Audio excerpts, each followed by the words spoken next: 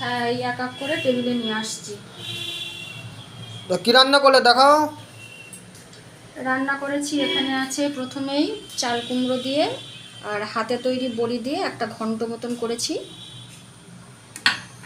আর এখানে করেছি তোমার দাদুর জন্য কাঁচকলার পেঁপে দিয়ে মাছ দিয়ে একটা পথ্য তৈরি করেছি, যাতে ওনার শরীরের পক্ষে খুব উপকার। আর এখানে করেছি তেলাপিয়া মাছের তেল ঝাল। আর এইখানটা করেছি আমি মাছের ডিমের বড়া তৈরি করে আলু দিয়ে একটা কালিয়া। তো আজকে আর ওখানে তো দুধ আছেই, তো এখানে চাল কুমড়োর ঘন্ট বড়ি দিয়ে, এখানে দাদুর জন্য পথ্য, আর এখানে তেলাপিয়া মাছের তেল ঝাল, আর এখানে কাতলা মাছের ডিমের বড়া তৈরি করে কালিয়া। তো এই ছিল আমার আজকে দুপুরের মেনু।